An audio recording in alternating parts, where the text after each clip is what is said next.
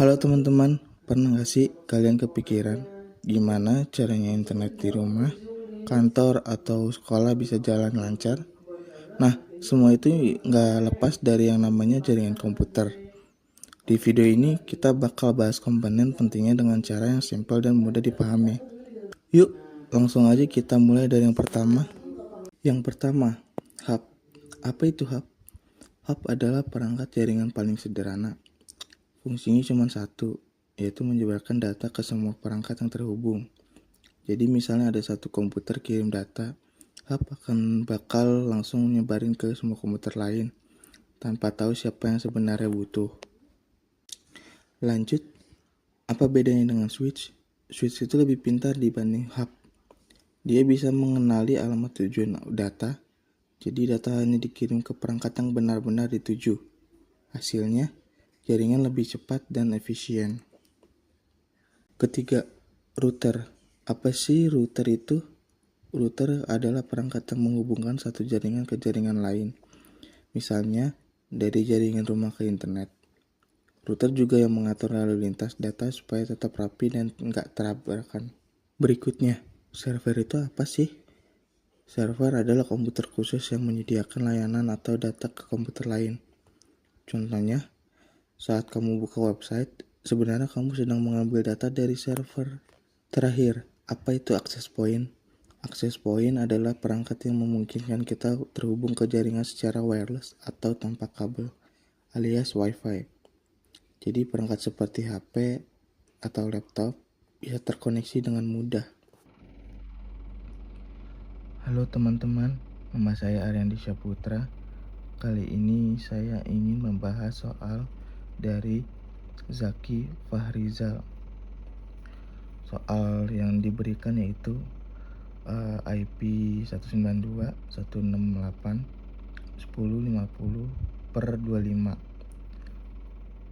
Nah, jadi langkah pertamanya itu kita cari oktalnya dulu. Oktalnya 25. Jadi di sini kita bikin angka 1 sampai 8, terus 1 sampai 8, 1 sampai 8 sampai 24. Kemudian karena ini 25, jadi di sini tambah 1. Lalu sisanya 0000 sampai 7 kali. Yang pertama, kita cari jumlah subnetnya dulu.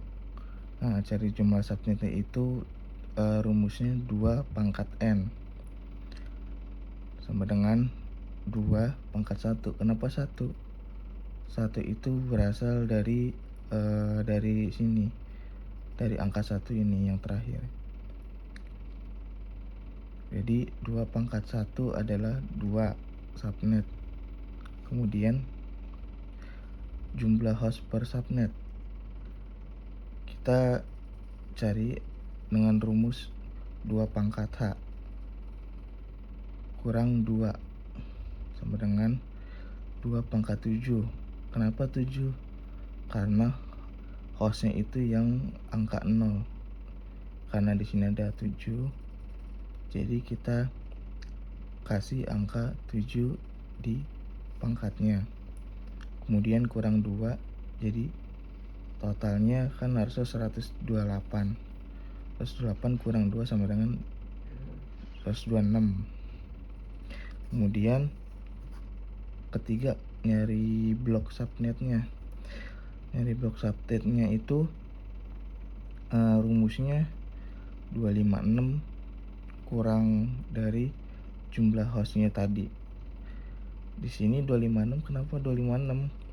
256 ini total keseluruhan dari alamat IP ini. Kan mentoknya IP itu kan 255. Nah, ini ditambah 1 karena ada broadcastnya yang terakhir, jadinya nambah 1, 256. Kemudian angka hasil yang tadi ini di sini pindahkan ke sini 128. Jadi sama dengan 256 kurang 128 sama dengan hasilnya kan 128. Nah, ditambah lagi 128. 128 sama dengan 256. Ini hasil akhirnya. Tapi yang kita ambil adalah di bagian 128 ini. Dan sini juga. Karena kan yang dicari kan cuman 2 subnet aja ya. Nah, kebetulan terakhirnya tuh di paling mentok di 255. Untuk membuktikannya, untuk penjabaran alamat IP kita dulu seperti ini rumusnya. N1 IP1, IPN, dan IPBC. N1 ini nilai awalnya banget, dari awal banget, berarti kan dari 0 ya. Kemudian IP1, sebelumnya N1 itu kan A1. Nah, jadi kita pakai alamat IP1 ini awal yang kita bisa pakai ini 1. IPN ini 102. Kenapa 126?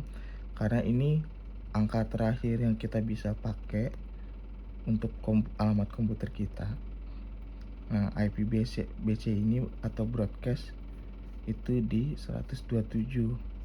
Jadi ini IP yang nggak bisa kita pakai. Yang ini IP yang terakhir kita pakai.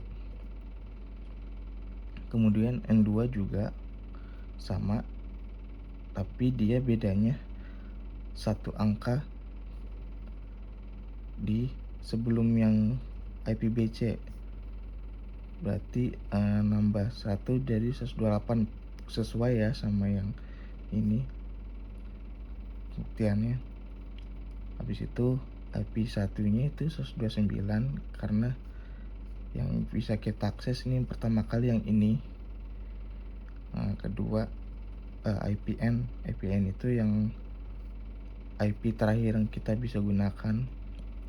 Nah, IPBC ini yang terakhirnya 255. Jadi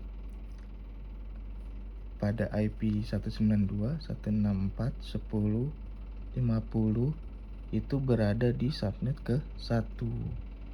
50 ini berarti ada di antara subnet ini nih. Di sini. Berarti dia ada di subnet ke 1. Nah, sekarang kamu sudah tahu perbedaan hub, switch, router, server, dan access point. Semua perangkat ini punya peran penting dalam membangun jaringan yang lebih stabil dan cepat. Jadi, dari semua perangkat tadi, mana yang paling sering kamu gunakan? Tulis di kolom komentar ya. Jangan lupa like, share, dan follow untuk konten edukasi lainnya.